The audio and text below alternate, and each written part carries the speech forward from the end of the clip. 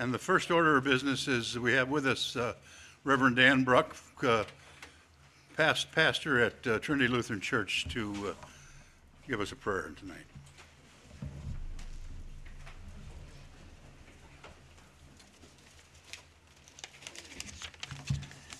Thank you, Roger. I knew if I ate breakfast long enough at Dibbo's, eventually something good would come of it. I appreciate it. I'm not used to everybody standing for me. So I'd like to start with a little story first. If you want to sit down again, you can sit down. I'll tell you when I finally get to the prayer. You will be sitting? Okay. So anyway, Sunday I was in church. I suspect many of you were in church also. And if your congregation uses what's called the common lectionary, it means that the same Bible readings are used at essentially all Christian churches throughout the world. And if your church follows that lectionary, Catholic, Protestant, makes no difference.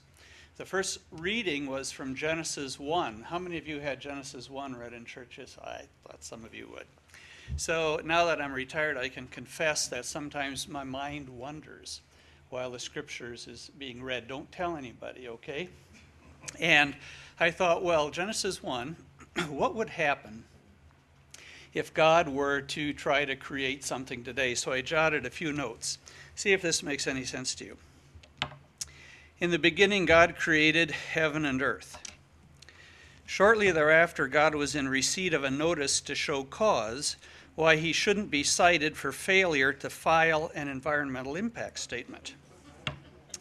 He was granted a temporary planning permit for the project, but was stymied by a cease and desist order for the earthly part of it. At the hearing, God was asked why he began his earthly project in the first place, and he replied that he just liked to be creative. Then God said, "Let there be light." And officials immediately demanded to know how the light would be made. Would it require strip mining? What about thermal pollution? And God explained that the light would come from a huge ball of fire. And provisional approval was granted with a proviso that no smoke would result. The authorities demanded the issuance of a building permit, and to conserve energy required that the light be left off half the time. And God agreed, saying he'd call the light day and the darkness night. And officials replied that they were only interested in protecting the environment, not in semantics. So God said, "Let the earth bring forth green herb and as much as many seed." And the EPA agreed so long as only native seed was used. And then God said, "Well, let waters bring forth creeping creatures having life and the fowl that may fly over the earth." And officials pointed out that this would require approval from the Department of Game, coordinated with the Heavenly Wildlife Federation and the Audubon Angelic Society. Everything went along smoothly until God declared that he intended to complete the project in 6 days. Officials informed God it would take at least 200 days to review his many waiver applications and environmental impact statements, and after that there would have to be a public hearing, and then there would have to be 10 to 12-month probationary period before, and at this point, God created hell. So I know you have a really tough job, so let's pray.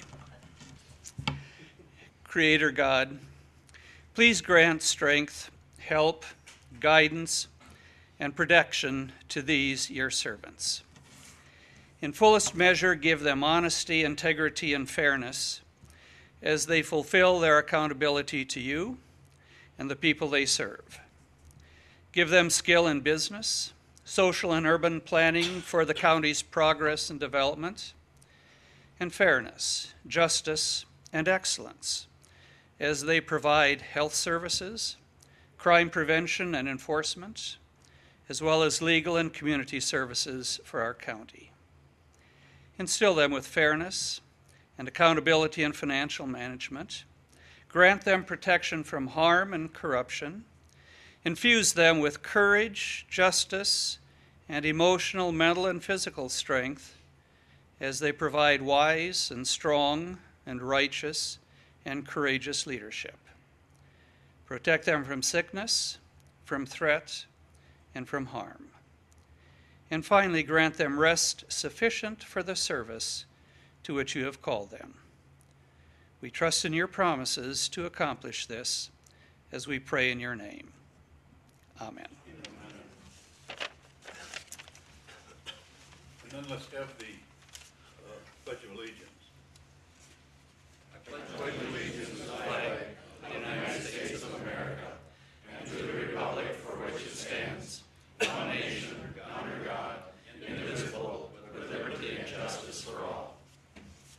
Thank you, Reverend Dan. Thank you.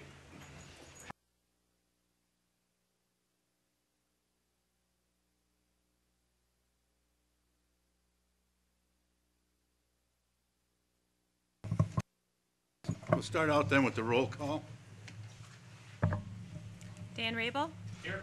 Alfred Frank. Here. Julie Spear. Here. Joel Hurchin. Here. Bill Peavy. Here. Gerald Peterson. Here. Charlie Grant. Here. Roger Larson. Here.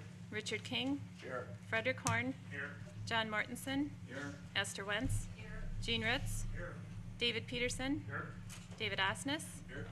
Lauren Sather. Here. Richard Marzoff. Here. Sharon Norton Bauman. Here.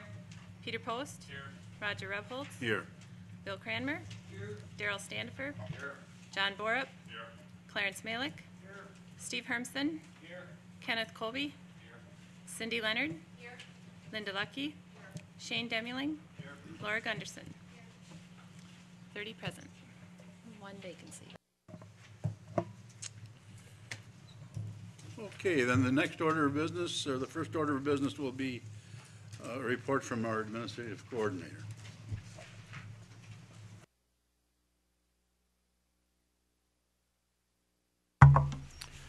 Well, good evening. The pastor's joke reminds me of one of my more favorite quips, and that is that bureaucracy at its worst is still better than bureaucracy at its best. You can think about that a little bit. Couple things to report on. I did give you a brief memo covering much of this, but after that was sent out to you late last week, the state did come up with a budget repair bill. I've just started to look through it. I don't see anything that immediately affects the county. It's nice to know that they've gotten their business done in Madison, however. The saga will continue with the next biennium. I've heard as much as over $1 billion worth of structural deficit to deal with, so we'll probably hear about that sometime next year. I've been able to attend many of the committee meetings so far. I'm planning on doing that as much as I can. I'm finding that I'm learning some things that I wasn't really that aware of before. And I think I mentioned in the memo who has been made chair and vice chair and secretary. Congratulations to all of you. A couple things to that come along with that. One is to remember to get your meeting minutes in within 2 weeks of the meeting. That is part of the county's bylaws and was reviewed by the administration committee last week. Also, going back to the goal setting session on April 21st, the request from the chair to have a review of the goals on as a regular part of the committee's agendas. And many of you, I believe you have all been able to receive this so far. Either it's been mailed or emailed to you. Has everybody been able to get a copy of it? You'll get asked to approve that later. The administration committee did review it and found it to be accurate in what the board had done on April 21st. Several committees are noted on there for specific initiatives to address, but many are also not noted on there. And I think that the general idea is that as far as the initiatives are concerned, as they're listed, any committee can do what it feels is necessary to address any of those initiatives throughout your year's work. We will be looking to have some schedule of reporting back to the board in the future on how those initiatives are being addressed by the committees noted. So the board will stay in touch with those things in the the rest of this year. Just for the people watching who do not see this, we'll have this up on the website before the end of the week tomorrow based on what is approved here by the board. There's four main areas of strategic initiatives. One is effective community services. There are three different objectives to address that area. Two is financial and operational accountability. There are 6 initiatives to address that area. Preservation and protection of the environment is the third area. There's 5 items the board came up with to address that. And responsible economic and community development is the fourth area, which has 4 items to address that. So all in all, 18 specific missions. Some of them are more general than others, but they're open to interpretation as to how to address them. Finance did meet and go over their items on Thursday briefly. I copied for you at the request of the chair just a sheet that I had put together for that committee. It's got draft stamped all over it, kind of listing out ways of addressing the initiatives that are listed on this sheet, with plenty of room for additional ones to be put in. And that's just an example that perhaps committees and department heads may want to use and develop at their initial meetings, or at least the initial meetings where you discuss these goals and objectives. So that'll be on your agenda later, so appreciate you hearing me out on that. Let's see, finally, one item just to mention, I did get one contact on it, but we've made it known to the board in the past that the county barn is being demolished. That is actually happening this week. It was started, I think, late last week. I looked at it briefly here this afternoon. There's still much more to go, but it's only a matter of time before the barn is gone. So, if there's any questions? Why are they tearing it down? Well, it was a decision of the Finance Committee, and I think in a short explanation was that the liability of having the facility out there outweighed the cost of keeping it up and renting it out.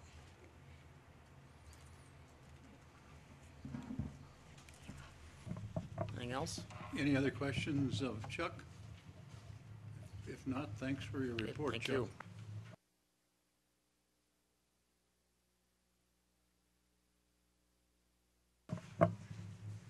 You've all had a chance to review the agenda. At this time, a motion is in order to accept the consent agenda if that's what you wish to do. Who's up first?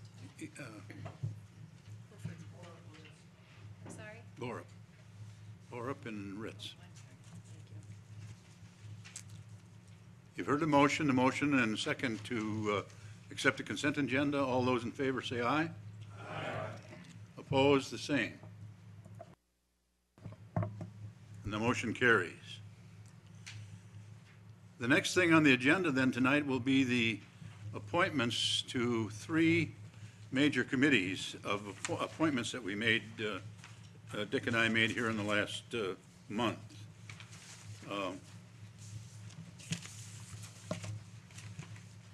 All of you have received the committees from Cindy's office for the different supervisors. The first that we're talking about tonight is the Board of Adjustment.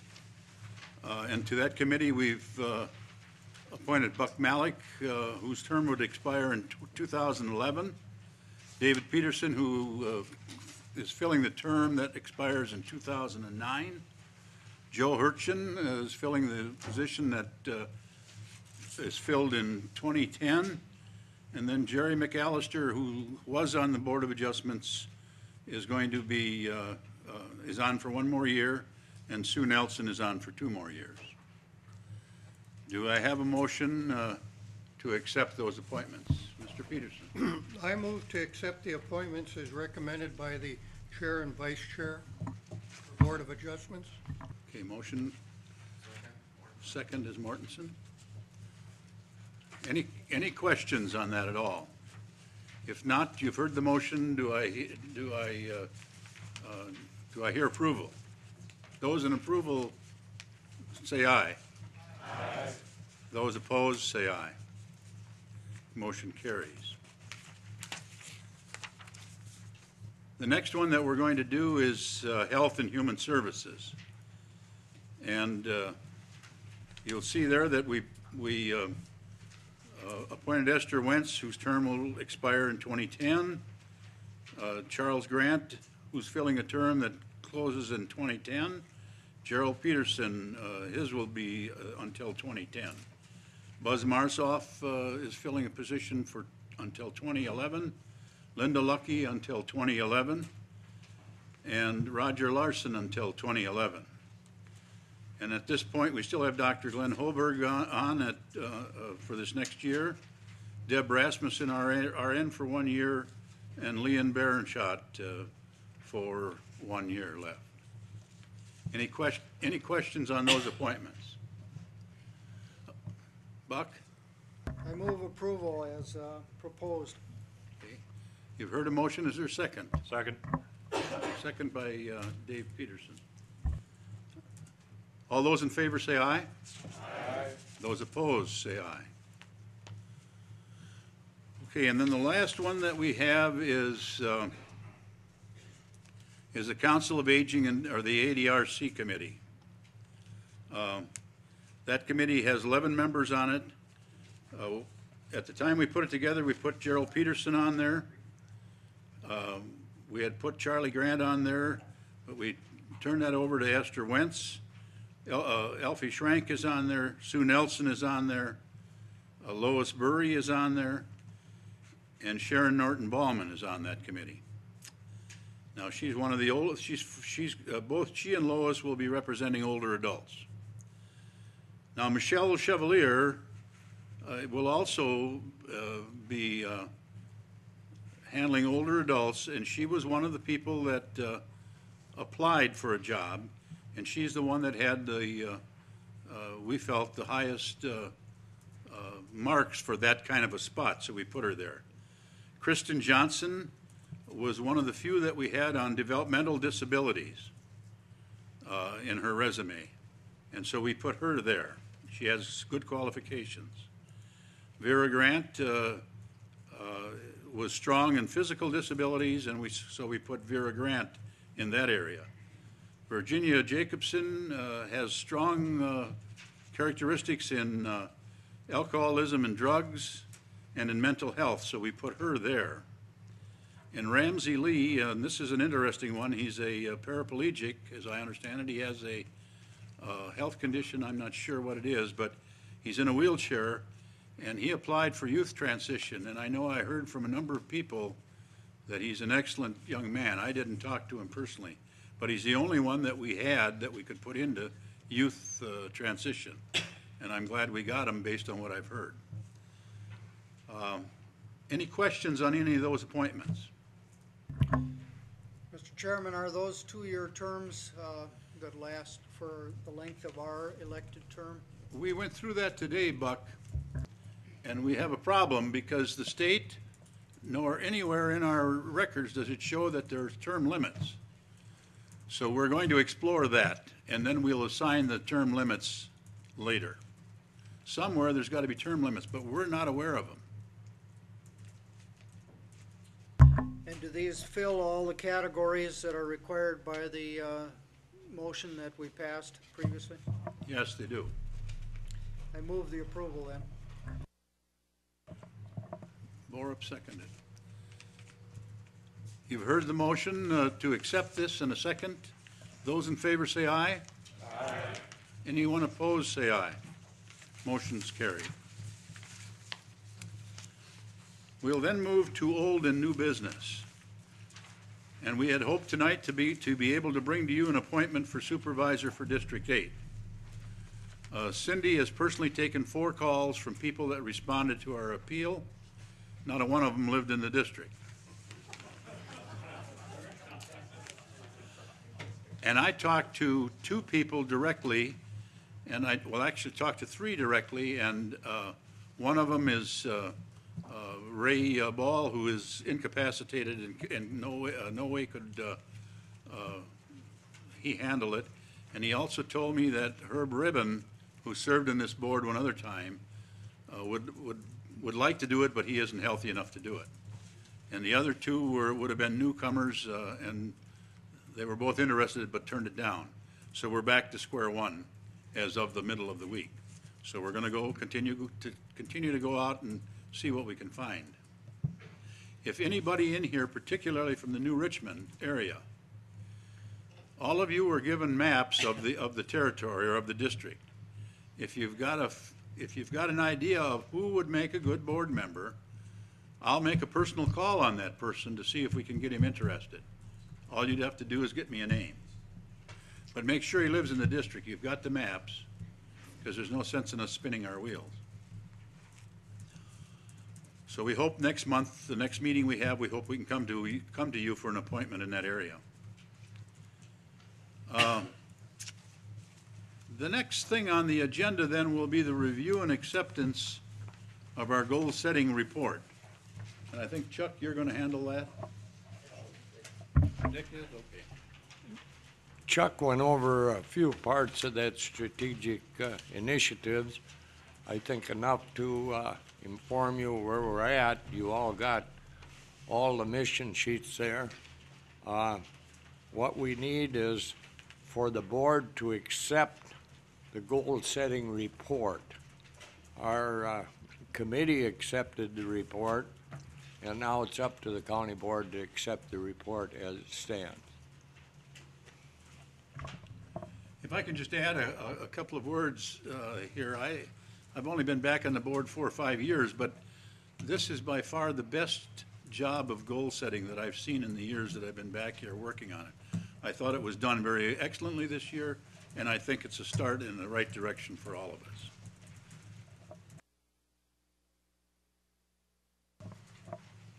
The floor is then open for a motion. I'll move to accept the goal-setting report. And Alfie is seconded. Now we need to remember that we've done a little talking already about the goals.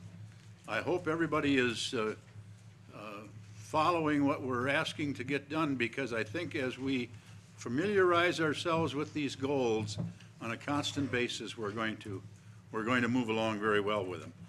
You have a motion and a second on the floor. All those in favor of accepting these goals as presented, answer by saying aye. Aye. Opposed? Same sign. Carries.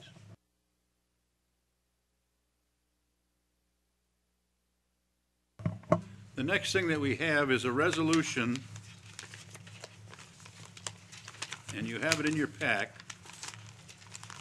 talking about compensation for board chair.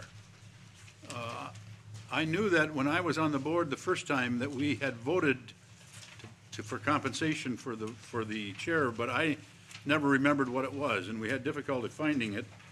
And Amy went on a search and finally found it back in, 1990? Something like that, 1990. It was in the minutes of a meeting in 1990. And as the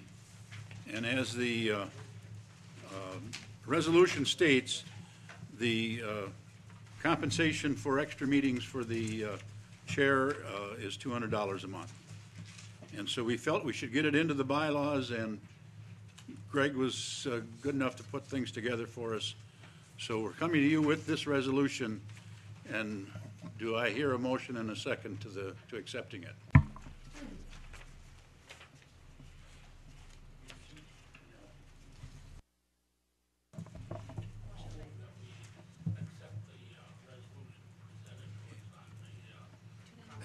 It's Elfie. Yeah. And Peterson. Cheryl Peterson. Okay, you've heard the motion and the second. All those in favor say aye. Aye. Mr. Hermson, you have a question? I was just going to say, I thought you'd have discussion before we went for the vote. We will have it. We can still have the discussion. I haven't asked for everybody yet. Okay. Question I was going to ask was, is this, at what date I didn't see a date on here as to when it becomes effective. Well, it has been effective since So 1990.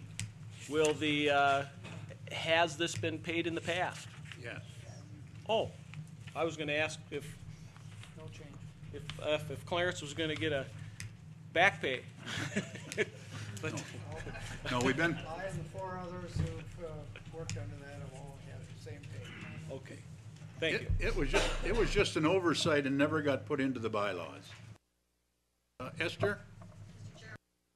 Mr. Chairman, I think at some point before our next election of a chair, I think we should look at the compensation, the extra compensation we pay the chair. I'm not really sure that in this day and age, which is now 18 years after the first $200 was set out as the price for extra work per month for the chair, is enough to cover all that extra work.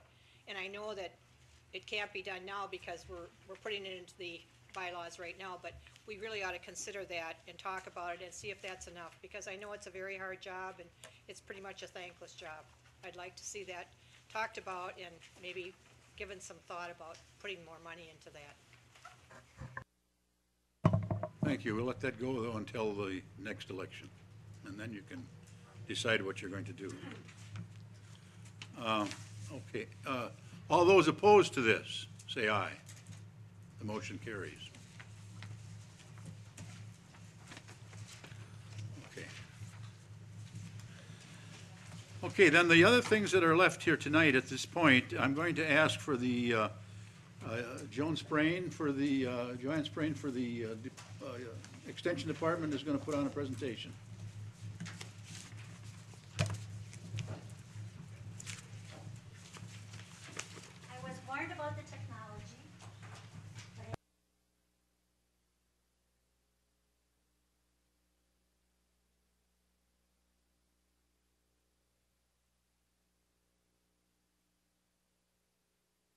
I am really happy to be here. I am Joanne Sprain, even though it says Joan. My parents did that to me, and I have never changed it because I'm probably too cheap. But it is Joanne. I replaced Mary Lestrud 2 years ago when she retired, but she really didn't retire. She still works for Extension, but in a different capacity. I'm really pleased to be here because I love working in St. Croix County, and I really love working for Extension. I originally worked in Minnesota for almost 25 years and was really fortunate to be able to come across the river. I'm originally from Eau Claire. Wisconsin is my home, so this has been a wonderful opportunity. As you can see, our office is in Baldwin. Most of you probably know where it is. If you came to the new county board orientation, you were at our office when Pete Kling gave that training. This represents what we call the open door to the university. The University of Wisconsin-Madison is our headquarters, but we use the entire system to access resources.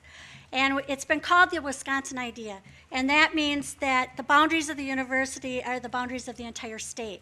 And actually, it even goes beyond that because we have federal funding. This is your door to the university.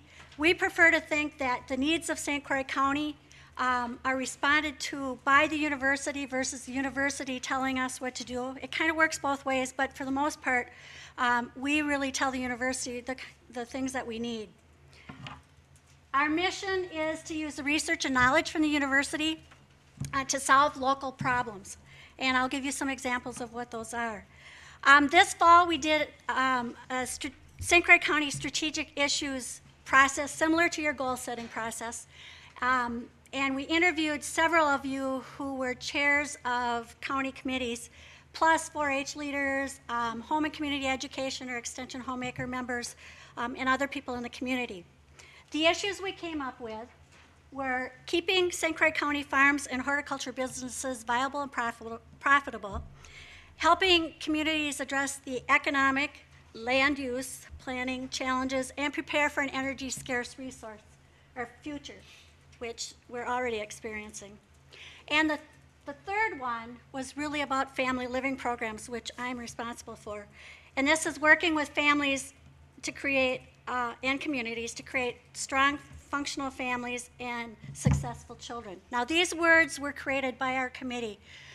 We tried to get away from the university academic language, and so we thank the committee for helping us with that. Mike Levitt, who is the head of Health and Human Services at the federal level, has said that every issue that Health and Human Services has to deal with can be solved by having strong families, and that's also our philosophy. We use an educational approach. We are not social workers. We don't do intervention and treatment. We use education.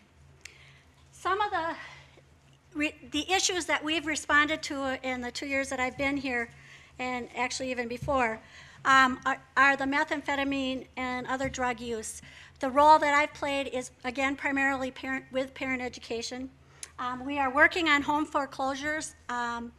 Data for last year listed St. Croix County as one of the highest in the state. We're still pretty high for foreclosures. And another issue we have responded to is the rising cost of county services, which you know very well about. The meth and other drug use included programs that we have, research-based programs that we have implemented. One is called Strengthening Families for Parents and Youth 10 to 14. This is what we call evidence-based. It's been proven that it works. This is a 6 to 7 week class that parents and kids come together, and we talk about parenting, but we also talk about dealing with issues like drinking and other risky behaviors. This is one program that has specifically been proven to prevent meth use. And for every dollar that's invested in it, the county and other organizations save $9.40. So, and that's been proven, so it's a very effective program. Another one that we have been starting is Positive Parenting of Teens. This is a program I worked with in Minnesota that was also part of Wisconsin Extension. We're trying to build capacity because there's only one of me, and so we're training volunteers to implement this program. And then I also serve on what's now called the AODA committee, or was the Meth Advisory Committee with Esther. Again, the role that I bring to that is to look at the parent education aspects of that committee and what we can do. As far as home foreclosures, we will be having a conference on foreclosure in the fall. We're jointly planning it with Pearson St. Croix County. It will be both for homeowners, and there will be a part of it that will be for practitioners. The other piece that I've been doing in terms of home foreclosures is working with people on personal financial management education. I meet with people on a one-to-one basis and help them budget and figure out how to deal with their credit issues. Another big role that we play is trying to reduce the dependence on county services. I teach in the jail. I also do drug court education in both money management and parenting. I work with the Home and Community Education Program, which is the Extension Homemakers. I still call it that because most people remember that. And they do things like they're creating these really neat bags for foster care children. So when a child is taken from a home, they are given this bag that has toys and a toothbrush and things like that. HCE is a wonderful organization. It does a lot of community service in this county. And I can't take credit for it, but I am their advisor. Okay. And the other program that is actually federally funded is the Wisconsin Nutrition Education Program, or we call it WNEP. You might know Martha Mabus, and you probably have met Mary Lestrud, who was going to retire and ended up taking this job as a coordinator. This job is specifically for limited income families, and it's to teach nutrition and food preparation skills for families. We think extension's a really good deal because you not only you pay in, but you also get what the state pays in and what the federal government pays in. And if you look at this, it's about 26% of the cost. And so it's a good way to leverage dollars. And this is, these are pictures of our staff members. Our 4-H agent will be starting July 1st, and I can publicly announce who that is. It's Marie Lee Wetzel, who's from Sheboygan County, has worked for Extension for a number of years, and will be moving to St. Croix County. Otherwise, we have a full staff at this time, and we just want to thank you for your support. Another thing I would like to do is I've invited someone who has participated in our programs to just share. I didn't put words in his mouth or his family's mouth, but I asked him to come and share some of the benefits of participating in some of the programs. Don?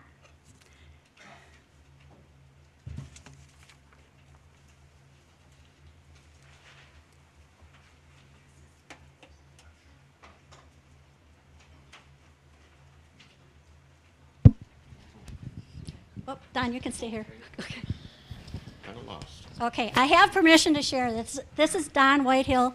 He is a participant in drug court, and I've worked with him in money management, and then he's also been part of our WNEP program, our nutrition program. This is Lori, his partner, and his daughter, Randy Lee. So I'll turn it over to Don. Hello, ladies and gentlemen. Like she said, I'm a member of the St. Croix County Drug Court Program. After years of incarceration, 17 years, decided to change my life. Kind of emotional from it, excuse me. Many years of not paying bills, thank you. And just kind of living out of my pocket, if I had enough money in my pocket to pay one bill, I would. I came to this class with her, and she has took me through the steps of putting everything down on paper. What do I have coming in, what I need to go out, what I should pay first.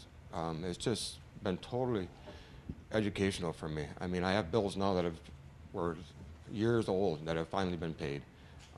It took a little bit of time, but with the information she's given me in the different programs, I mean, it's worked. It really has. I really appreciate what she's done for me. As far as a cooking class, that was enjoyable. I mean, a lot of times the three of us don't get together, not at meal time.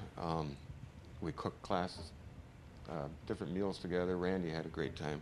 I'll let them explain that themselves. I work on a farm, and in the evenings we really don't have much time together. But I just want to say I really appreciate the services that the extension does for us. Thank you. We took the cooking class and we really enjoyed it.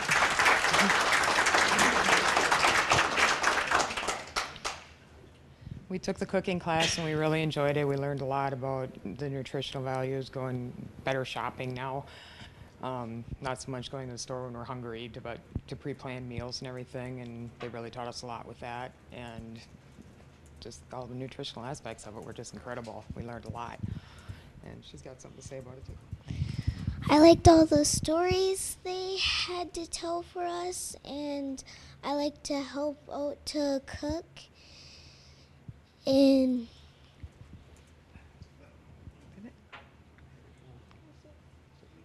anything more? That's it? Okay.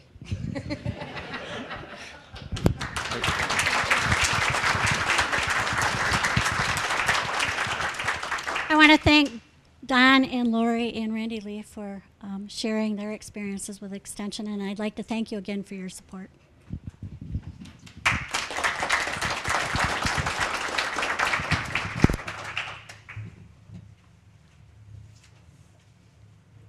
Gail, if you want to come up and take the fair program for us. Pass out fair books to everyone too, so that might take just a second here.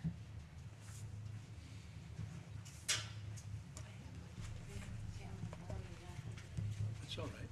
Just give it back to me. Yeah.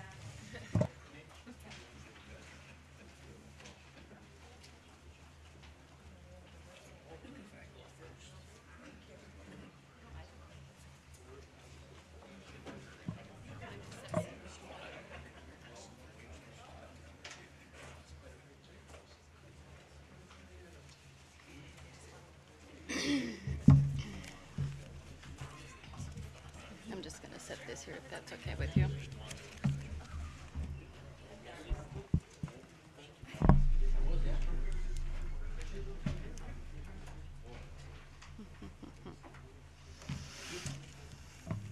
For For those of you who may not remember, Gail Meyer was with us last year, or maybe the last 2, 3 years, and gave us 6, 7, 10, 12, Something like that. giving us an update on the fair. So Yes. Gail, you can take over. Thank you. Good evening, Mr. Chairman, ladies and gentlemen of the board, both seasoned and new, and guests.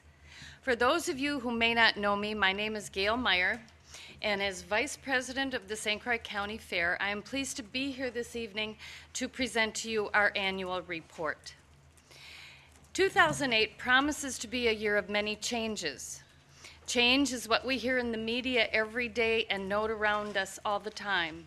We have the presidential election campaign, we have the state of the economy, we have rising gas prices, but we also have changes here in this boardroom, and we have changes in progress at the St. Croix County Fair as well. Each of you have been given a copy of our 2008 Fair Book. Please look it over and see what is offered at the St. Croix County Fair. Should you decide to enter your prize-winning pickles, or your woodworking project, or your heirloom quilt, there are open class forms in the back of the book. If you want more information, please visit our website at www.stcroixcofair.com. The theme for the 2008 fair is a family affair. That is the fair. Family. Individuals from the same family, generations of family members, and a community as one big family represent what this traditional, long-standing event is all about. Now, I don't really want to put anyone on the spot, but how many of you have been to the St. Croix County Fair? For those of you that are not sure, it's in Glenwood City, Wisconsin, on the east part of the county. All kidding aside, though, the fairgrounds is a 41-acre complex that is home to the St. Croix County Fair, and that fair is in July, and new for 2008, we will hold the PRCA Rodeo in June. I'll talk about that in just a little bit. But currently, the grounds are also used throughout the year to hold such events as 4-H horse clinics, multi-county meat animal judging clinics, district Holstein and Guernsey shows, Indian head mini horse shows and barrel racings. Many events are held there for rustic lore days where they use the facilities and the grounds, and there's auctions and tool sales. And in the winter, our buildings are used for winter storage of boats and campers as well. Now, the 2007 fair was a huge success. We had almost perfect weather for the weekend. Even with the drenching rain on Sunday afternoon, attendance is estimated to be 20 to 25,000, including spectators and exhibitors. All the exhibits, entertainment, and special events made for a fantastic 4-day event. Judging exhibits at the fair last year totaled 6,147. This included 40 senior citizens who brought 106 items. 1,799 items were brought by 178 exhibitors for open class judging, which averages about 10 items per person. So those open class people are very, very busy. The junior fair exhibits totaled 4,242 and were brought by 648 exhibitors. Now we, St. Croix County, should be very, very proud of the number of youth who participate in our fair. In addition to Girl Scouts and Boy Scouts, FFA, and other youth organizations that exhibit at the fair, St. Croix County has 25 4-H clubs. As supervisors of this county, you represent 31 districts. I'm willing to bet it's more than likely that many of you have at least one of those 25 4-H clubs in your district that you represent. And I hope that you can arrange a visit to these clubs and meet with the youth in your area in the very near future. Now, our Fair Board is always looking for ways to help with the profit line with our finances. Last year, we increased our rates for winter storage and facility user fees, as well as increasing our vendor fees that are charged to all the food stands on the grounds. Over the years, the Fair Board has tried to set some goals for the future regarding the many improvements and enhancements to the ground and facilities that are needed. Little by little, as funds allow, we have been able to cross a few things off our wish list. We've improved the special events area and opened up more parking space. The restoration of Tiffany Creek has enhanced the area with its beautiful, beautiful walking trails and excellent trout fishing. Last year, we removed the rental house that was on the property, which then opened up the area for expanded horse trailer parking for the numerous horse events that are held throughout the weekend. We also moved the outdoor horse arena to a more suitable location. In its place, we have plans to expand camping and provide more parking. However, as always, our needs are many and our funds are few. As I reported last year, we have met with an organization called the Fair Park Group. They are in the business of facilitating and renovating the existing fairgrounds or designing a totally new fair site. They have taken our vision and created a master plan. That master plan would satisfy a lot of our needs. We would have several new buildings in place of those that are deteriorating and overcrowded due to the increasing number of exhibitors. There would be a multi-use horse facility that could be used for year-round events. One huge improvement that we are very excited about would be a new exhibit building that would double as a multi-use building that could be rented year-round for business meetings, workshops, weddings, and other community events. We could accommodate increased requests for use of all the facilities and also expand utilization of the area from 3 to 4 seasons. These significant increases would generate more revenue and at the same time place a higher value on the grounds with the improvements in appearance and use. Furthermore, this plan has the potential to be the only facility in the county that could accommodate such a wide variety of events, both large and small.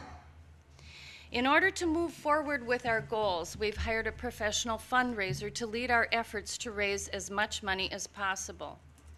Ideally, our goal is about $3.5 million to see this project through.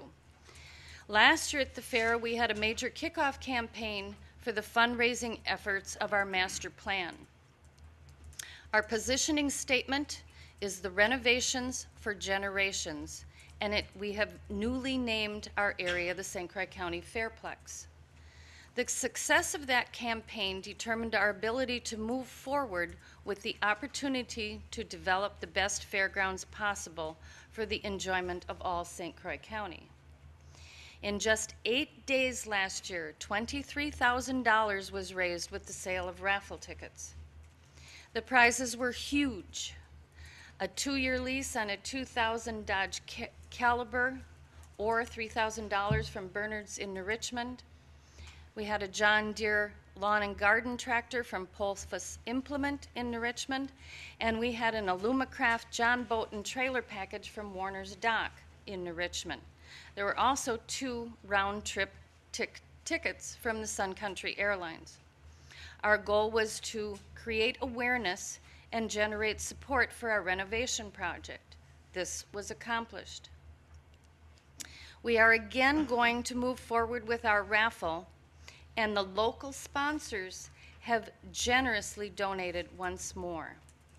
Now, the raffle tickets look something like this, and I can promise you that at the next meeting, someone will be here so that you have the opportunity to support the St. Croix County Fairplex. We have a fundraising committee that is called Friends of the St. Croix County Fairplex. It is their efforts that have helped generate and drive donor commitments from several sources, including private donations, public institutions, and foundations. Our success in 2008 will bring us closer to our goal of creating the best fairgrounds possible and preserving the heritage of the St. Croix County Fair. At the beginning of my report, I mentioned the rodeo. It will be a 2-day event held June 27th and 28th. I've included an itinerary on your desk. Glenwood City has hosted this rodeo in the past, but this is a new endeavor for the St. Croix County Fair Board, and we have a lot of help, though, from the experienced Glenwood citizens. We are so excited about this. Bob Barnes is the stock contractor who is very well known throughout the county. This should be some high-class rodeo for everyone to enjoy. All the proceeds from this event will be going to the Fairplex Renovations for Generations project. The dates for the St. Croix County Fair are July 17th through 20th, which is Thursday through Sunday, as I mentioned, in Glenwood City. Our goal is to improve the fair in some way each year to provide the best county get-together possible. If you get a chance, check out the inside of your fair book. This middle section will give you a complete list of the events and entertainment. Returning for the 21st year, this year will be the Memories, and they will be performing on Croix Court. New this year, on Saturday afternoon, we are having ATV mud races, and our additional beverage tent on the southern part of the fairgrounds will offer food this year, as well as live evening entertainment. New there this year will be the Twerps, who will be playing on Friday night, and on Saturday night, Stampede will return. The St. Croix County Fair is a free fair with no admission charge to all the exhibit buildings, barns, show arenas, and Croix Court entertainment. It is one of the few counties in the state that does not charge an admission fee to attend the fair. There is a fee to park on the grounds, and the Tiffany Creek Events area also requires an admission fee to attend the special events held there. Putting together the St. Croix County Fair is a year-round process. The Fair Board consists of 15 directors who, as a whole or divided into committees, handle every aspect of managing the fair and the grounds. However, the St. Croix County Fair would not be the success that it is without all the people who help. Volunteers, the Extension Office personnel, homemakers, 4-H Leaders Council, and of course, our St. Croix County Supervisor representatives to the board. I would like to recognize and thank past members Sharon Norton-Bauman and Ron Raymond for their service and expertise. We welcome back veteran member Gene Ritz and newcomers Buzz Marzoff, Bill Peavy, and Alfie Schrank. And last but not least, you, the St. Croix County Board, is responsible for the success of the fair. With your continued financial support, St. Croix County enjoys one of the finest fairs in the state. I've said this every year, but it continues to be so true. This great community event impacts people all over this county. It is a great experience that's not offered at any school or job. It is a place for people to meet and socialize, to entertain and be entertained. What you help provide is an opportunity for all youth and people of all ages in our county to showcase their talents and accomplishments and to be recognized for a job well done. On behalf of the entire Fair Board, I would like to thank you for your continued support and invite you to join us as we celebrate this great community event and create a truly expanded family affair, the St. Croix County Fair. Thank you.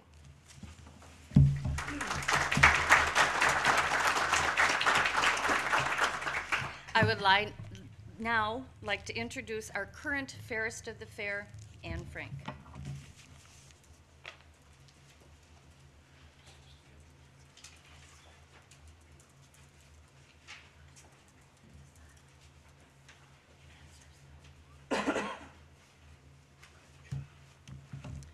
Hello and good evening, Mr. Chairman and ladies and gentlemen of the board. As Gail said, I am Ann Frank. I am from the Township of Forest here in this county. And I am, as my banner proudly proclaims, the St. Croix County Fairest of the Fair from 2007 and 2008. What does that mean? I am the ambassador of the fair here in this county. And what I do is I work to promote awareness of the fair and participation. I've done that this year by firstly riding in civic parades in a convertible and in a nice dress with a sign telling the dates of the fair and encouraging people to come and be aware of the dates and times and things. And also, as Gail mentioned, we have many wonderful 4-H groups in the county, and I hope that you all get a chance to go and visit them, because I have taken the opportunity as Fairest to go and speak to the kids and encourage them to put their best skills and their talents into their exhibits at the fair this year, and to become really think about their participation and bring their families and friends and things. And I've really enjoyed seeing all the clubs, from very small clubs of under 10 members to the larger clubs with upwards of 60 kids in it and their families. That's been a highlight of my reign, so I would encourage you all to please go and visit your 4-H clubs. I've also represented our county fair and our county at the state level. There was a state Fairest reunion where young women from all across the state who represent their counties were able to come to the state fair and meet each other and talk about our fairs and our counties. And also, the Wisconsin Association of Fairs convention was in January, and I got to vie with 39 other young women from across the state for the crown of the state Fairest of the Fair. And that was a fun time of being able to meet and discuss our counties and share what we know from across the state and make friends. I believe that just as I represent the fair, I think the fair represents the best of what we have here in St. Croix County, because there are children, parents, senior citizens, everyone in between from all across the county who bring their skills, their talents, and their projects to the fair to share with each other and grow and learn. And I know the fair has been a huge part of my life. Being Fairest has allowed me to kind of reflect on that a little bit. I'm not really sure who I would be without the fair. It's a large part of the summer. It's a large part of children's lives. Being able to work on the project and lessons you learn at the fair are just phenomenal. And since I've become graduated from the 4-H program, I've been able to enjoy it from the open class aspect too. And I know that you all can do that too. Take a look at the fair books. There's a lot of fun stuff you can do, from pickles and antique quilts and all that sort of thing. I've enjoyed that. So yes, I'm very proud to be able to represent our fair in our county. I've gained a great appreciation for our fair. As Gail said, there's a fair board that works throughout the entire year to be able to put the fair together. From kind of the participator's mindset, you think of the fair as being those 4 days in the summer. But I found out that there's an amazing fair board who work all year long on the many aspects of the fair. And there are volunteers who work at the fair who do a wonderful job. And being able to go around and visit the 4-H groups, I've gotten to see all the kids that are getting excited about the fair. I've talked to them about it, and their eyes just shine when they talk about what project they're going to put together. It has been, and it continues to be, an honor to represent St. Croix County Fair and our county. And I would like to invite you all to come out on July 17th through the 20th. I'd love to see you, and if you find me or a member of the Fair Board, we'd love to show you around our fair, and we hope that you continue to support it, and thank you for having me here today.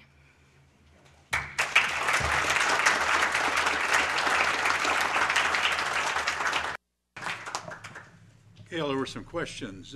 Gene, you had a question. I really don't have a question, I have a statement. I want to thank Gail for being here, but she mentioned the raffle about someone showing up next month. I got them right now, and so do you. I guess you don't have to wait. Right, and should I mention the price? They're $10 each, or 3 for $25, and it entitles you to some discounts and so on in here too. So, and it's got the complete fair schedule in here too. Excellent. And Any other they're for questions? sale after this meeting. Yeah. John, did you have a question? Yes, I just wanted to say that Board Vice President, or County Fair Vice President Gail. I've heard her speak before a few times, but she's getting better all the time, and she's quite a promoter for the fair. Thank you. Thank you. Any other questions? Yeah, Gail, would you introduce the president of the board? I would be very, very happy. The fair would not happen without the efforts of our Fair Board President, Dick Sawwald. Dick?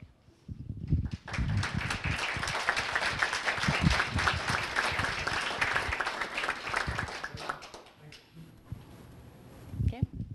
Anything else? Thank you very much. Thank you very much, Gail.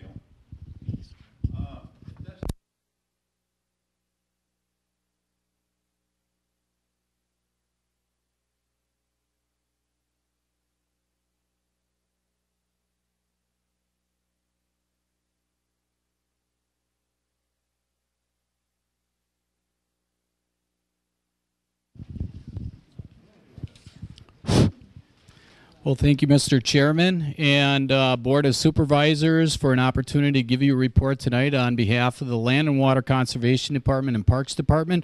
For those of you who do not know me, I'm Bob Heisey. I'm the director for the Land and Water Conservation and Parks Department.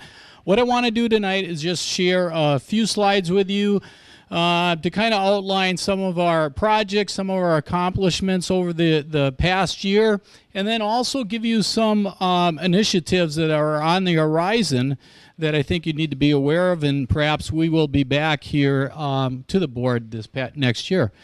I'm going to move through these slides rather fast because what I want to do is get Mike Ryder also up here to give the report, and I'll introduce Mike a little bit later, but he's from the Sportsman's Alliance. So Mike's kind of riding on my nickel, so I'm going to move ahead here.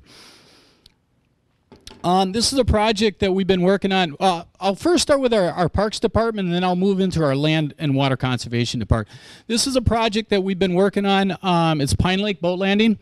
The Parks Department received a grant in 2006, and we began construction in late or fall of 2007. And that's where we were this fall. It's a total redesign of that entire boat landing, where right now what we got is essentially one-way parking or one-way drive-through, where they'll back up essentially to the north rather than where they're backing up to more of an easterly direction before. The dock had just arrived this past week, so staff will be putting that in shortly. And this fall, what we'll be doing is blacktopping it. What we want to do now is let the sub-base settle and get that firm so we can blacktop it this fall. One issue that continues to plague us at our Homestead Beach, Homestead Park, essentially, is the invasive weed called Eurasian milfoil. And it's a very aggressive weed that grows in a depth of anywhere from 1 to 8 feet of water.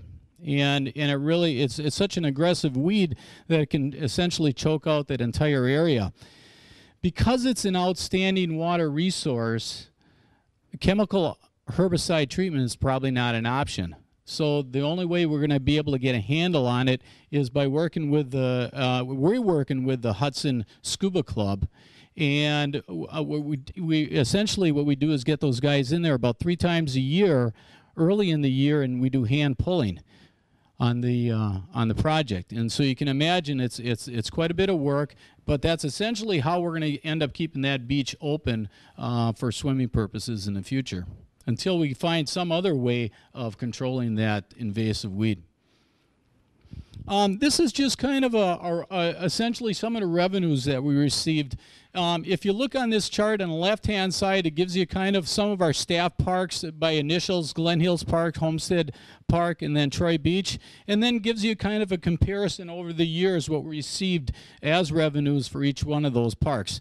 And as you can see, we are increasing. We had increased in 07 at Glen Hills, a little slight decrease in Homestead Park and in Troy Beach, but essentially overall we're still ahead of 2006. This is a little bit historical data. What we do is track our camping unit days at our Glen Hills campground. And essentially, when you look over to '07, you can see again that we're on a slight increase. We hit a low somewhere down in about 2002, and from that point on, we've been seeing a steady increase at Glen Hills Park. And I think that's it kind of relates back to our revenues that we received at Glen Hills Park, because they were a little bit higher than the year before. Moving into some of our land and water conservation programs. Over the past 15, 20 years, our department's administered many different priority watershed programs. And the two that we're currently working on is the Lake Cluster Priority and the Kinnickinnick Priority Watershed. In 2002, the state created a new non-point program, and the watershed programs that were in place were to continue until their desired time frame or their length of their programs. And at that point, then all priority watershed programs will be no longer in the state anymore, and then we'll be administering a new non-point program. But just to let you know that the Lake Cluster Watershed Program that we are administering will terminate December 31st, 2008, and the Kinnickinnick Priority Watershed the following year. This is a project that we're working on. It's a South Fork of the Kinnickinnick River. This is a project actually we've been working on for several years now. This past year in '07, we repaired essentially 4,300 feet of stream work. Between the 2 years, we nearly have 9,000 feet of stream work completed, where we restored the bank, created numerous fish structures, if you will, for a trout habitat. And this year we'll be seeding down roughly 4 acres along the stream corridor to native species. Again, all of this project work that we have completed are now open to the public for fishing. This is, again, associated with our Kinnickinnick watershed, but this is moving into some of our urban practices that we've been working with the city of River Falls. And this is essentially a rain garden. It's a depressional area in a homeowner's yard where it's landscaped. And essentially what we're trying to do is redirect the water from the roof, rather than sending it down the driveway and into the street, but actually sending it back into the yard where it can percolate back into the ground. In this case, some of these are built with singular for one home, or they can actually be built where two adjacent landowners or two homeowners can discharge their water into the same basin.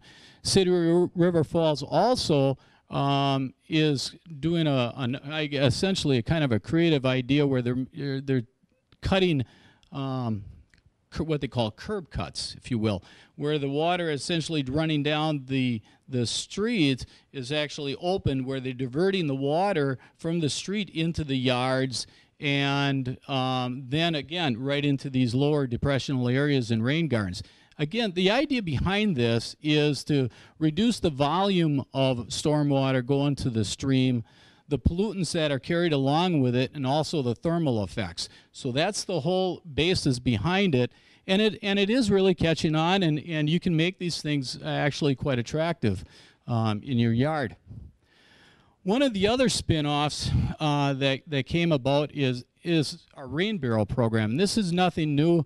I'm sure many of your parents, grandparents maybe had rain barrels before, but I'll tell you what, this thing is really taken off. It started, we got a grant from St. Croix Electric in 2006, and we started developing kind of a prototype of what might work for us, and we started working again with the city of River Falls, and they kind of created a incentive program for homeowners to purchase some of these. So they picked up part of the cost. The program went very well the first year, and so what we did this last year is we sent a letter out to other municipalities, letting them know what we did, what we have available, and what River Falls had done. and how well that went over. Well, New Richmond jumped on that right away and ordered 100 of these things right off the bat. Other municipalities put it in their newsletters, and we're just getting calls like crazy. Man, we got really a lot of good press on this. We had New Richmond do a nice article for us. River Falls did a nice article. We had TV 13 come up last week and did a feature on it. And I just got a call from Pioneer Press just the other day on this thing, and it's like, wow, I never thought something like this would take off. But yeah, we're backlogged about 200 barrels right now and counting. So it's a good program. Yeah, just one down the hall. Yeah. This is a slide from our Earth Day event. This is our 4th annual Earth Day event. We held it at the YMCA camp just south of here, Camp St. Croix. This is one of our events that has been growing each and every year. We're getting more people to display the booths. This year we have well over 500 people that had registered, and we heard nothing but positive comments on the event this year. So again, we already booked for the same place for next year, and we're already in the planning stages of it. Just some things that I want to bring to your attention that are going to be on the horizon. Our department, Land and Water Conservation Department, and the Planning and Zoning folks have been working on amending our animal waste ordinance. That's an ordinance that has not been updated since 1985 and probably is at a point that it needs to be looked at. Also, what we'll be doing is amending our land and water resource management plan. That's a plan that's on about a 5-year cycle that gets revised essentially on a 5-year cycle. So we're up to amend that this year.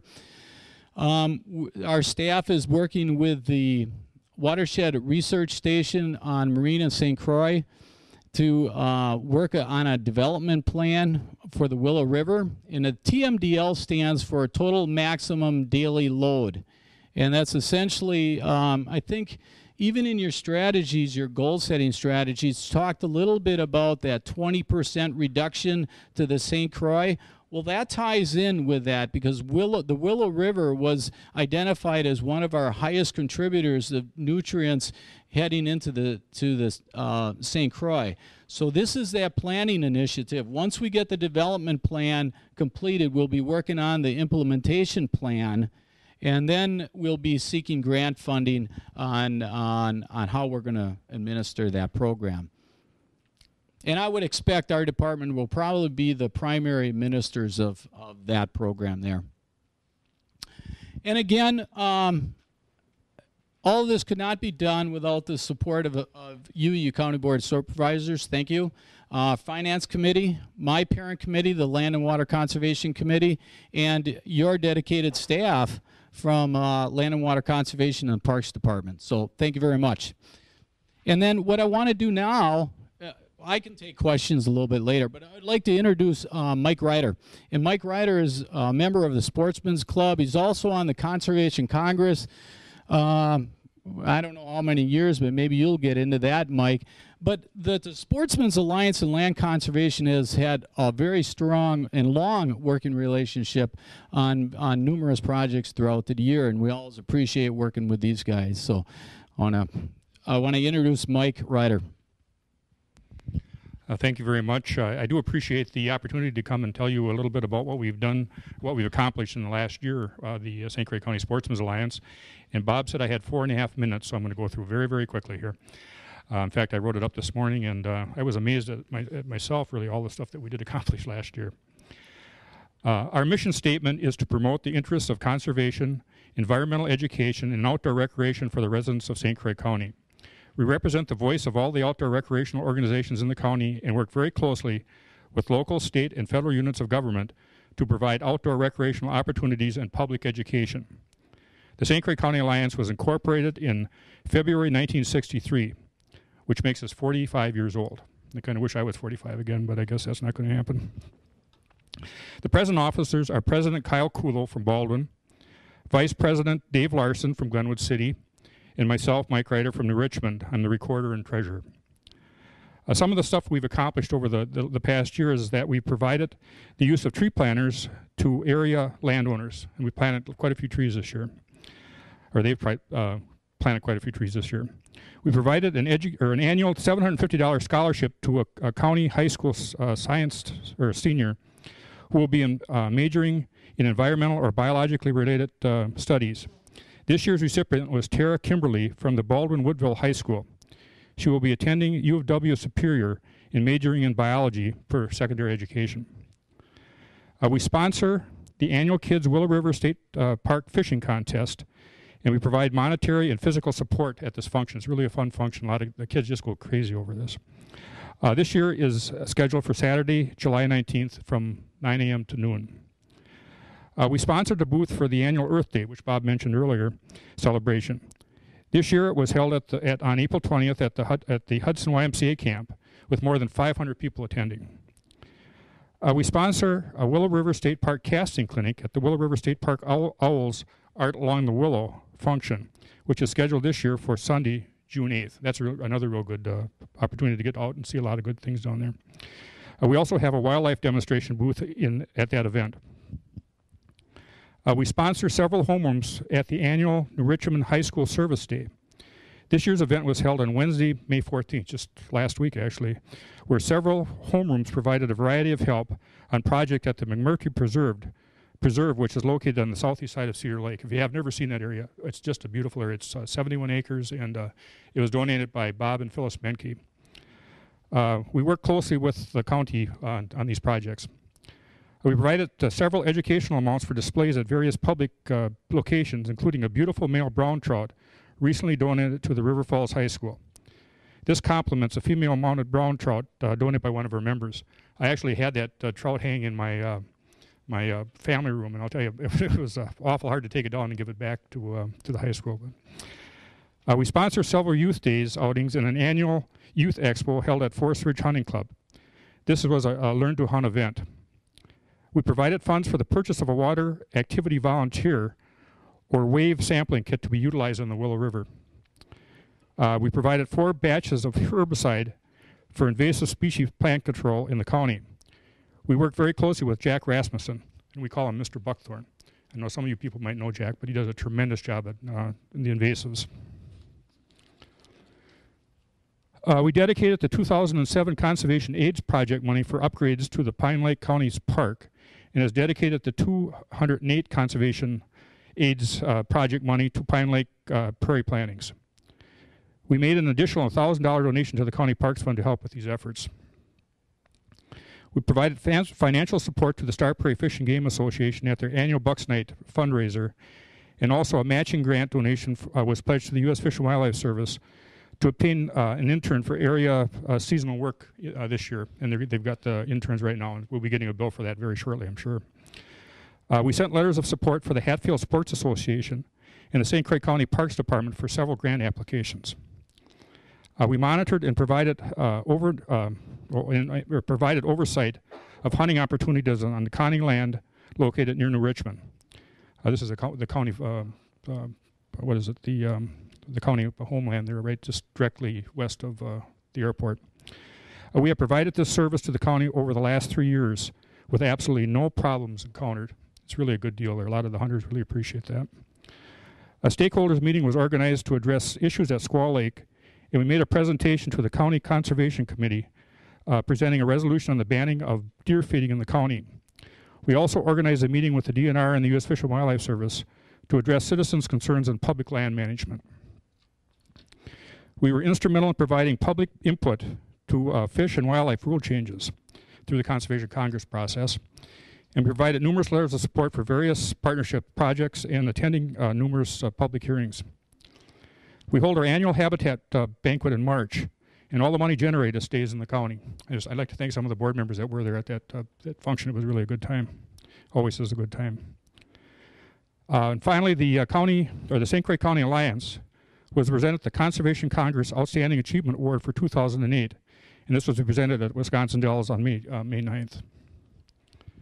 Some of the partnerships we have, and it's really important to have the partnerships: Cedar Lake Protection and Rehabilitation District, Star Prairie Land Preservation Trust, Upper Willow River Rehabilitation District, Friends of the Willow River, Ducks Unlimited, Trout Unlimited, Pheasants Forever, Wild Turkey Federation, Indian Bass Club, Kinnickinnick Land Trust, Richmond Boy Scouts, Wisconsin Wildlife Federation, Star Prairie Fish and Game, Willow River Rod and Gun Club, Glenwood City Sports Club, Willow River State Park Owls, St. Clair County Land and Water Conservation Department, County Parks Department, U.S. Fish and Wildlife Service, Wisconsin DNR, Wisconsin Conservation Congress, just to name a few.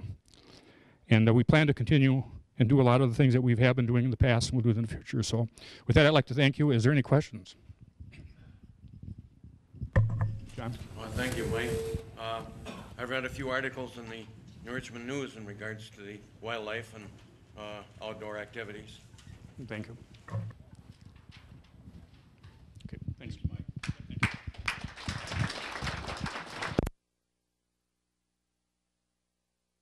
Does anybody have any questions of Bob Heisey? Bill Cranmer has a question.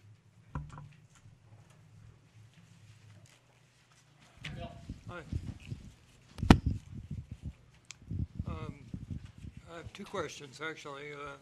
I was wondering if you could explain to anybody who might, on the board, who might want to order one of the rain barrels, how long it might take to get one.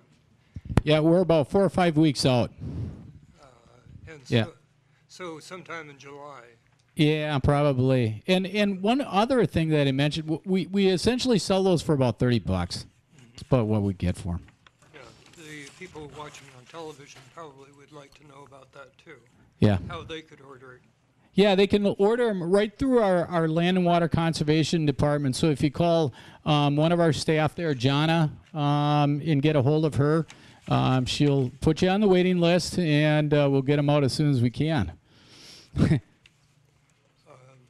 Yeah, we could get something out on the website. I think there actually is something out on the website on that. Good. Second, I was wondering if you might want to explain about the meeting that's coming up about the TMDL on the Willow River. Sure. I can elaborate. There's actually going to be two meetings that are going to be taking place. The first meeting on the again, we called our development plan, is going to be more of a technical meeting in nature, bringing apart some of our agency staff. It's going to be held this Friday, May 23rd at the Baldwin office from 9 until noon. And then there's going to be another meeting held on May 29th. I believe that's a Thursday, here at the Government Center at the Lower Community Room from 9 until noon. And again, that's more of the stakeholders. So what we're going to do is get local units of government in, lake associations involved, Willow River Rehab, and those folks involved in the planning process also.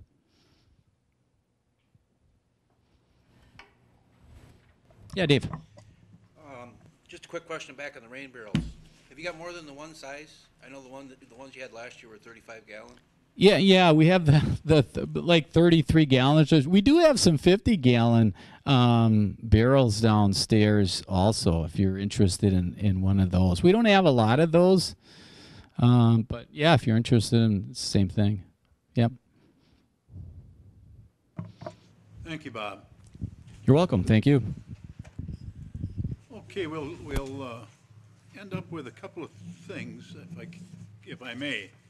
In your packet is a paper report by the St. Croix County Information Technology Group. It's an annual report. We didn't have them on the program because you can read what they've got there. You can do that at your leisure. The other thing I'd like to just report, I didn't have Katie Capon come in tonight, but the Child Support Group of the county was awarded a Certificate of Outstanding Achievement by the Child Support Group for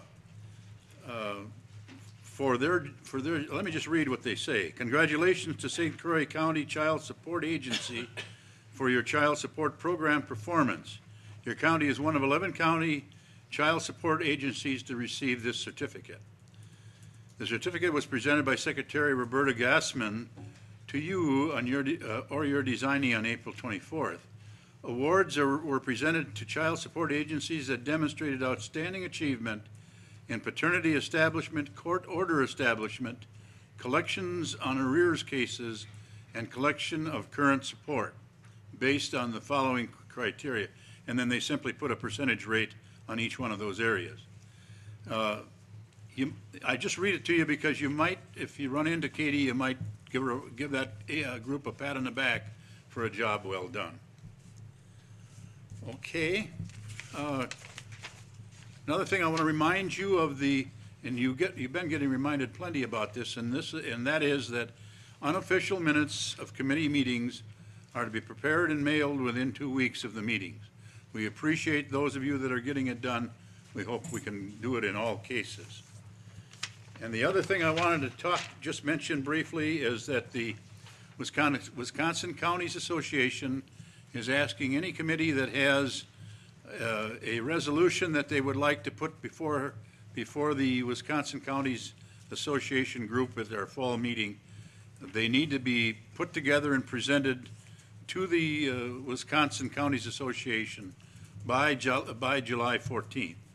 So if anybody's got any resolutions that they've been thinking about, they need to be into the Counties Association by July 14th. Any questions from anyone? Bill? A couple of parliamentary inquiries. I was wondering about an item which appeared on this yellow sheet, which lists the various committee members. They're under the ad hoc meth advisory committee. It says it sunsets on April 2007. Has that been taken care of because it's still in existence? No, it's still in the sunset position, and we are going to turn that over to our administration committee and ask for something to be done there. That committee is changed a little bit from, they're still working with meth, but they've also added alcohol and other drug abuse to their portfolio. And I think when we look back at the job they did on meth, we need to reevaluate whether that unit should be sunshine period. Maybe it ought to be a standing committee. So that will be given to administration soon. It'll come back to this group at one of the next meetings. Yeah, so that was what I was wondering, if a resolution should be prepared about that. The second question I had was, I was wondering what is happening in regard to the nursing home referendum question. There's a meeting on June 4th to begin by that committee to work on that question.